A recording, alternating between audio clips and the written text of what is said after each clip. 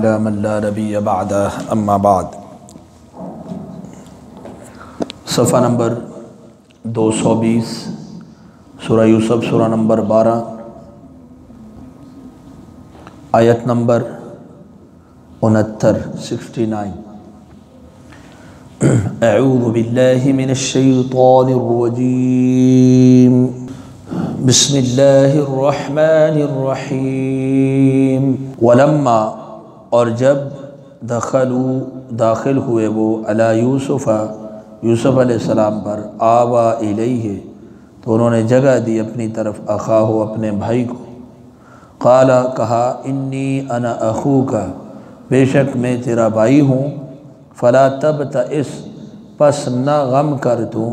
بما کانوا یعملون اس پر جو وہ کرتے تھے فلما جہزہم پس جب تیار کیا ان کو بجہازہم ان کے سامان کے ساتھ جعل السقایۃ رکھ دیا پیالہ فی رحل اخیہ اپنے بھائی کے کجاوے میں ثم پھر اذن مؤذن ندا لگانے والے نے ندا لگائی ایتھا العیر اے قافلے والو انکم لسارقون بے شک تم البتہ چور ہو قالوا تو انہوں نے کہا واقبلوا علیہم اور وہ متوجہ ہوئے ان پر ماذا تفقدون کیا چیز تم گم پاتے ہو قالوا انہوں نے کہا نفقد ہم گم پاتے ہیں سواع الملک بادشاہ کا پیمانہ ولمن جاء اور اس کے لیے جو لے آئے گا بھی اس کو حمل بعیر ایک اونٹ کے بوجھ کا غلہ یعنی ایک اونٹ کا بوجھ اس کو بطور انعام دیا جائے گا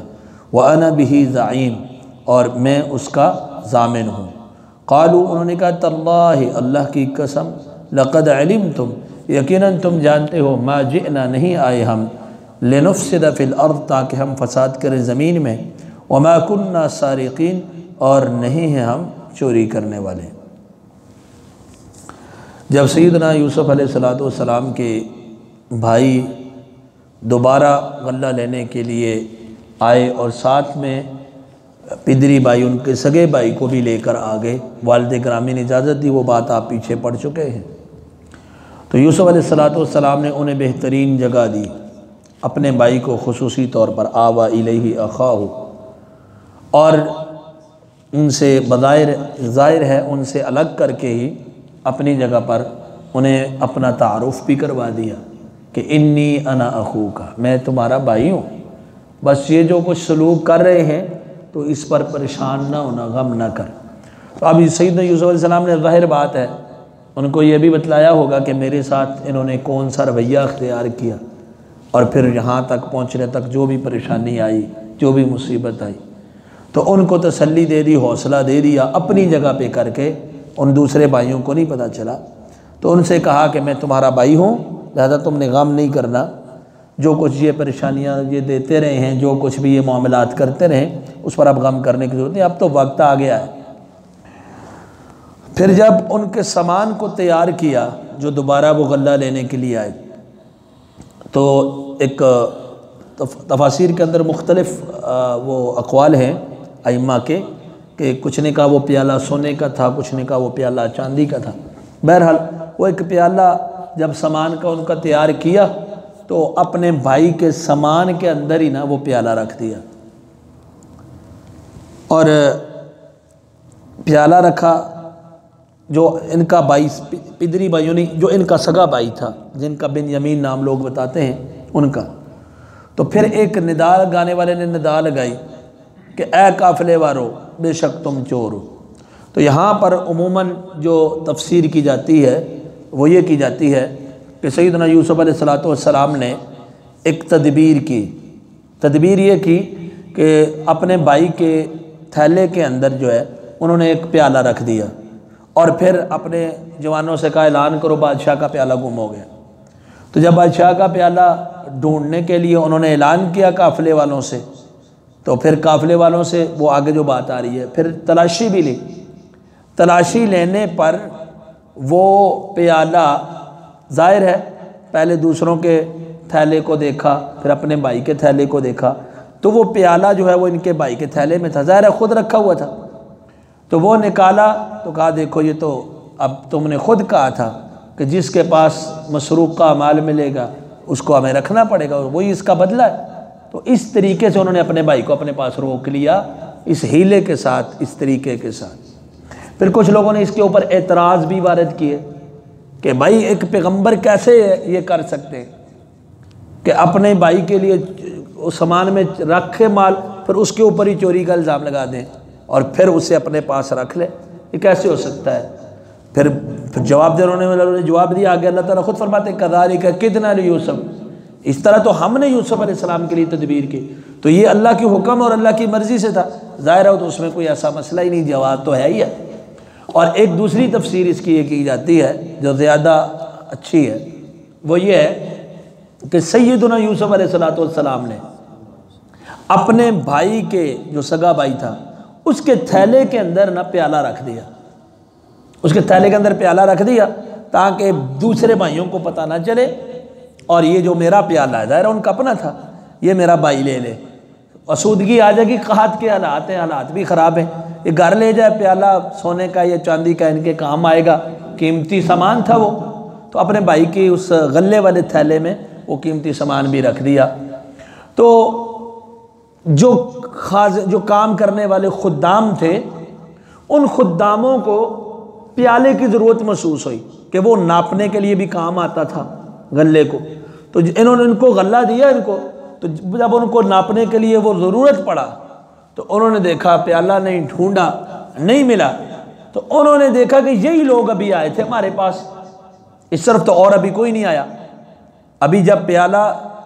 نہیں ہے جن اوقات کے اندر، ان اوقات میں یہی لوگ آئے تھے، تو انہوں نے انہیں پکڑ لیا اور آواز دی کہ اے قافلے والو تم نے تو چوری کی ہے۔ پھر ان کی تلاشی قدرتی طور پر بھائیوں دوسروں کی تلاشی لیتے یوسف علیہ السلام کے بھائی کے تلاشی لی تو وہاں سے پیالہ نکل آیا اور وہ رکھا ہوا یوسف علیہ السلام نے تھا۔ اب اس وقت یہ بات ان کی ہوئی تھی کہ اس کی سزا کیا ہے جس کے پاس چوری کا سامان نکلا ہے، اور جو پکڑوائے گا اس کو ایک اونٹ کا بوجھ دیا جائے گا۔ تو اب جب نکل آیا انہوں نے یوسف علیہ السلام کے بھائی کو کہا کہ اب آپ کو تو یہاں کا جو قانون ہے، آپ نے خود کہا تھا ان کا قانون تھا اب ابراہیم علیہ السلام کی ملت میں کہ جو چوری کرے گا وہی اس کا بدلہ اس کو ان کے حوالے کیا جائے گا کہ وہ جو کریں، تو انہوں نے کہا اب اسے ہم نے رکھنا ہے۔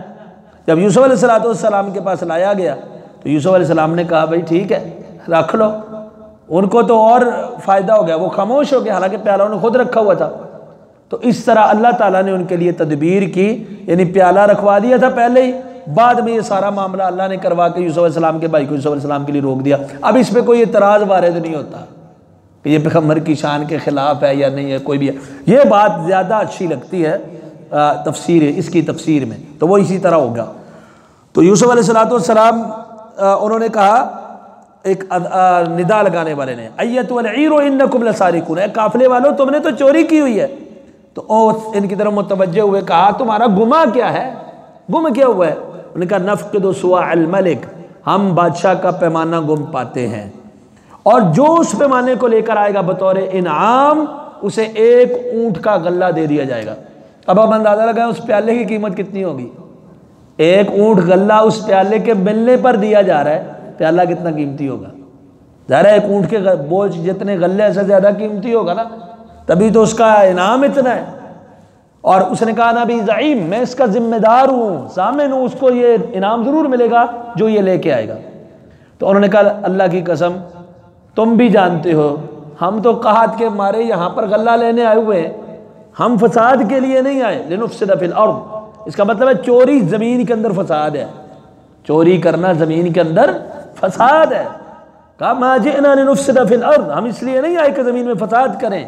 وما کننا سارقین، اور نہ ہی ہم چور ہیں۔ انہوں نے کہا اچھا تم نے چوری نہیں کی، فما جزاؤہ، اس کا بدلہ کیا ہوگا،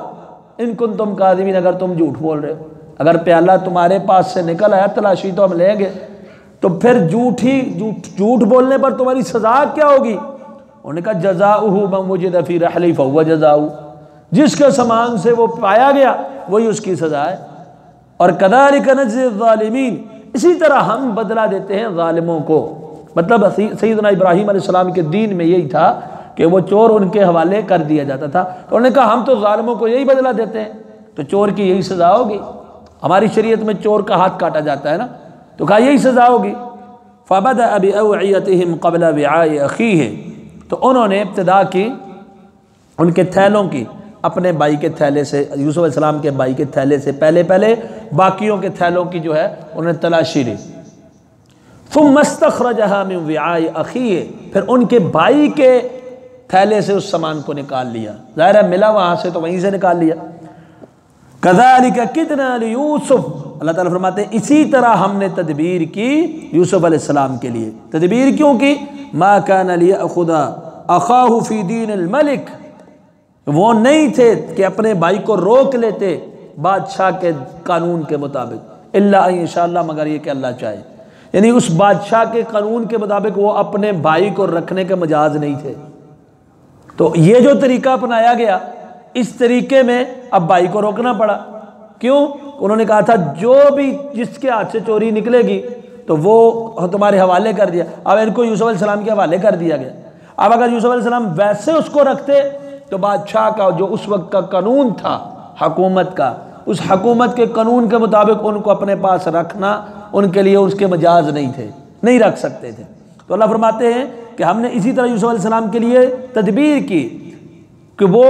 بادشاہ کے قانون کے مطابق ان کو اپنے بھائی کو روک نہیں سکتے تھے، مگر یہ کہ اللہ چاہے، اللہ چاہے تو پھر تو سب کچھ ہو سکتا ہے۔ اللہ فرماتے ہیں نرفع درجات من نشاء، ہم بلند کرتے ہیں درجات جس کے لیے چاہیں، وفوق کل ذی علم علیم، اور ہر علم والے کے اوپر ایک جاننے والا ہے۔ یہ درجات انسانوں کے اندر بھی ہوتے ہیں۔ اب ایک عالم ہوتا ہے، علم والا ہوتا ہے، اس سے بڑا علم والا بھی ہوتا ہے، اور وہ جو ہوتا ہے اس سے بڑا علم والا بھی کوئی نہ کوئی ہوتا ہے۔ اسی طرح جو پہلے لوگ گزر گئے وہ ان سے بڑے علم والے بھی گزرے، اور پھر نبی کا جو علم ہوتا ہے، امت کا تو کوئی امتی ایسا ہے ہی نہیں کہ جس کا علم نبی کے برابر ہو۔ نبی ہر ایک سے زیادہ علم والا ہوتا ہے، اپنی امت میں سب سے زیادہ علم والے اللہ کے پیغمبر ہوتے ہیں، اور پھر پیغمبروں سے زیادہ علم والی علیم ذات کون سی ہے؟ اللہ کی۔ تو ہر علم والے کے اوپر علیم ہے، جاننے والا ہے، علم والا ہے۔ سبحانک اللہم و بحمدک، اشہد ان لا الہ الا انت۔